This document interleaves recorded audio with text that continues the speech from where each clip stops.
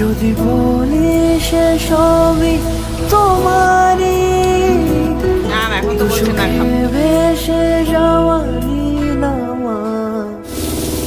Good morning everyone, welcome back to my channel. আমার নতুন আরও একটি ভ্লগে তোমাদের সকলকে জানাই অনেক স্বাগত। আজকে মঙ্গলবার সকালবেলা আজকে উঠে আগে গেছি গাছের ফুল তুলতে।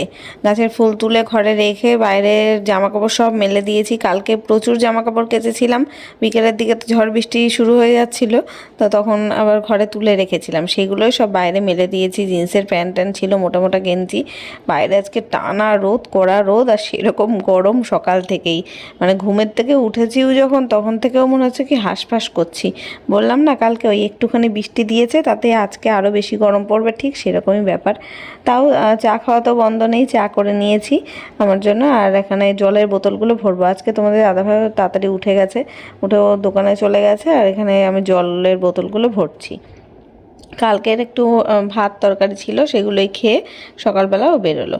মানে মাংস ছিল আর কি, চিকেন রান্না করলো না ও দুপুরবেলায় এসে, সেই চিকেন রেখে দিয়েছিলাম। রাত্রে তো গরম ভাত করেইছিলাম, সেই ভাত মাংস খেয়ে দিয়ে বেরিয়েছে। আর আমি এখন চা খাবো। জলের বোতলগুলো ভরে ফ্রিজে রাখতে হবে, বাবাই তো বাড়িতে নেই। বাবাই থাকলে তাও এই কাজটা বাবাইকে বলতাম, আর সকালবেলা একটু জলও এনে দিতে বলতাম, 10টা পর্যন্ত জল থাকে। তা আমি আর রোদের মধ্যে যাব না, আজকে আর জল আনা হবে না ট্যাপ কলের থেকে। ওই 2 বোতল করে এখন জল আনি ভাত রান্না করার জন্য।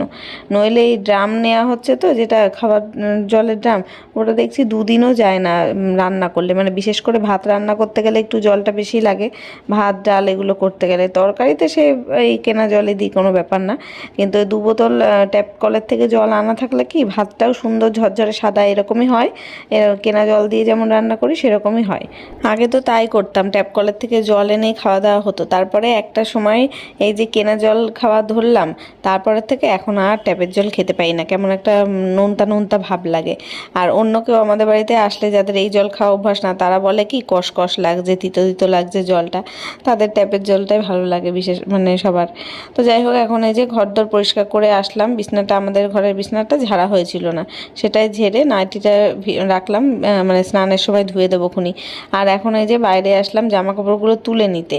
সেই মেলেছি প্রায় 2 ঘন্টা হয়ে গেছে। তো এখন ভাবলাম তুলে দিই, আবার মেঘলা মেঘলা করছে, যদি বৃষ্টি আসে তার ঠিক নেই। বৃষ্টি যদিও হয়নি, তাও শুকিয়ে গেছে যখন, আর রং জ্বলিয়ে লাভ নেই, রোদের তাপে রেখে সব মানে তুলে নিলাম। এখন আসলে টানের সময় তো, রোদ থাকুক আর না থাকুক, ঘরে মেলে রাখলেও শুকিয়ে যায়। মানে এগুলো সব শুকিয়েই গেছিলো, কিন্তু কালকে যেহেতু সেইভাবে রোদটা খাওয়াতে পারিনি, এবার যদি গন্ধ হয়ে যায় ওই জন্যই আমি একটু রোদে আবার মেলে দিয়েছিলাম।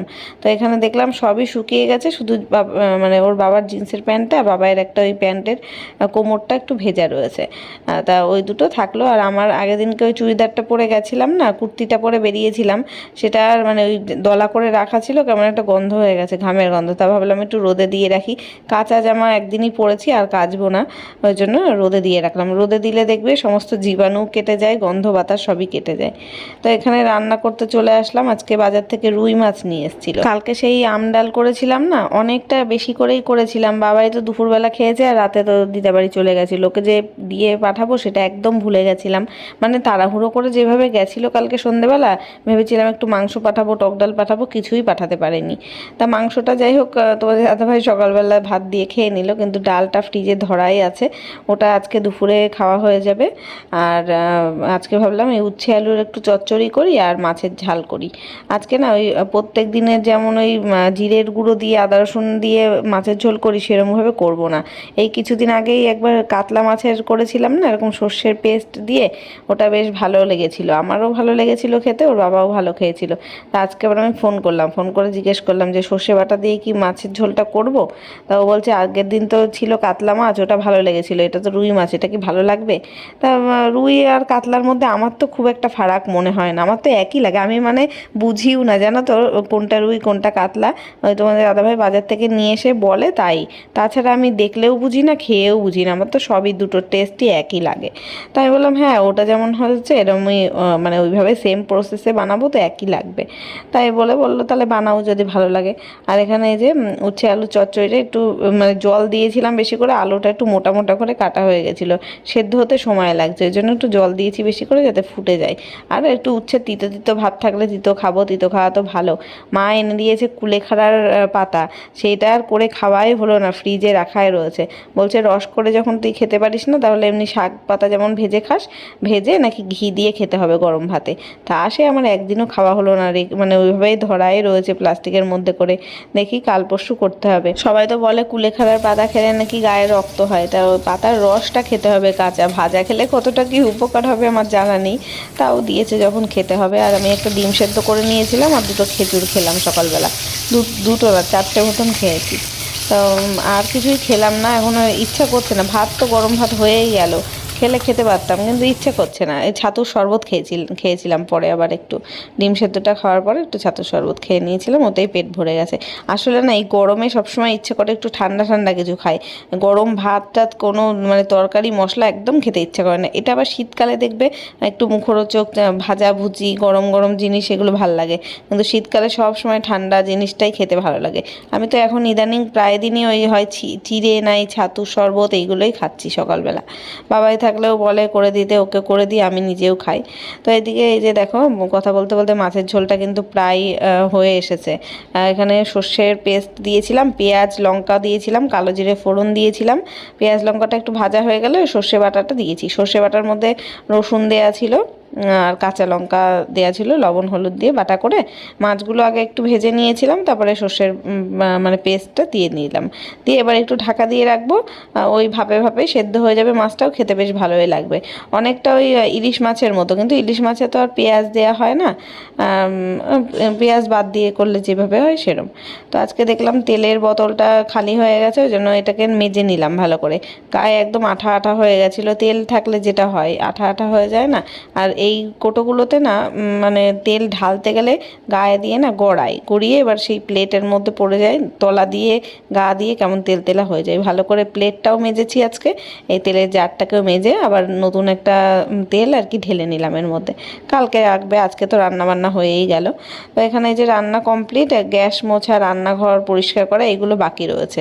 আর এই হচ্ছে মাছের ঝোলের লুক। কাঁচা লঙ্কা না পরে আবার এখানে না চিড়ে দিয়েছি, কারণ প্রথমে দেখলাম ঝালটা একদম কম হয়ে গেছিলো, সর্ষের পেস্ট যতটা ছিল ততটা তো আর দিইনি, হাফ দিয়েছিলাম, এবার ওই জন্য ঝালটা সেইভাবে হয়নি।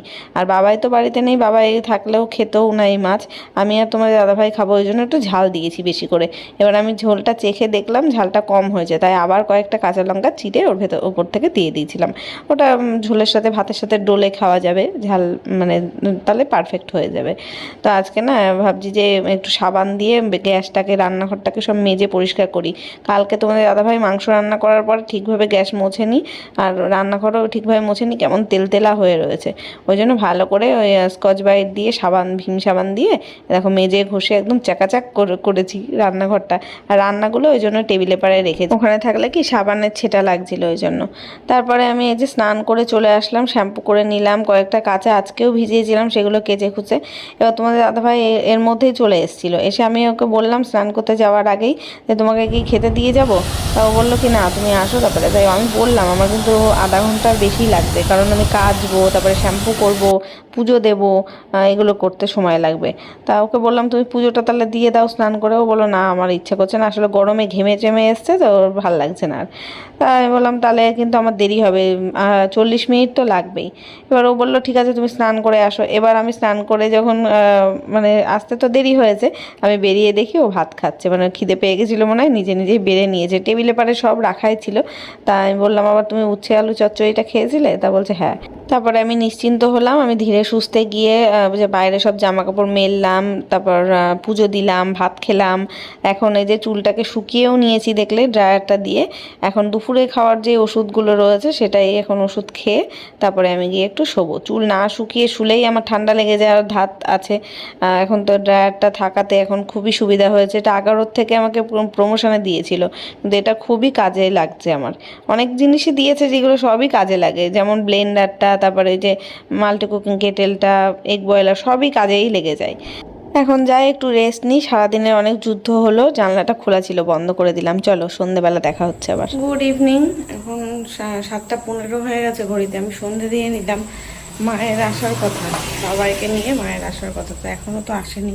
ফোন করলাম একবার বাবাইকে, বলছে এই তো এখন আমরা বেরোচ্ছি। 7টার সময় ফোন করেছি, বললো বেরোচ্ছি। ওই যে সন্ধে দিয়ে রেখেছি। কালকে একটুখানি ঝড় বৃষ্টি হলো, তারপরে তো আরও বেশি গরম লাগছে এখন। 7:15 সময় বললো আসছি, এখনও তো আসছে না। এখনও তো খোঁজ নেই কোনো, জানি না কখন আসবে। ওরা আসলে তাই চা বানাবো। একটু হাওয়া বাতাস নেই বাইরে, গরম, প্রচণ্ড গরম লাগছে। হাওয়া বাতাস নেই একটু। কালকে এই টাইমে একটুখানি বৃষ্টি হয়েছিল, ঠান্ডা ওয়েদার হয়েছিল। আজকে আবার চা, তাই ফ্যানটা ছেড়ে বসি। ওরা আসলে তাই চা বসাবো। ওখানে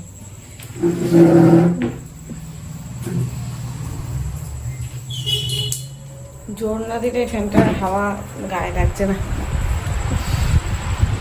এখন প্রায় 7:30 বাজে। এখন মা আসলো, তারপরে আমি তো এখন একা আমার জন্যই চা বানাচ্ছি। ওরা বলছে চা খেয়ে এসছে। মার এত দেরি হলো কারণ বাড়িতে পরোটা বানিয়েছিল, পরোটা বানিয়ে চাটা বানিয়ে ওরা খেয়ে দিয়ে তাই এসছে। তো এখন জিজ্ঞেস করলাম মাও চা খাবে না, বাবাও খাবে না। তো এখন আমার জন্য আমি 1 কাপ বানালাম, আর মা যেই পরোটাগুলো নিয়ে এসেছিলো সেগুলো দিয়ে এখন চা খাচ্ছি।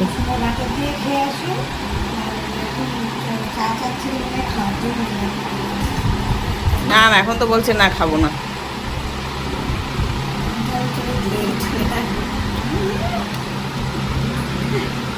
এত দেরি করে আসছেন তাই ভাবছি।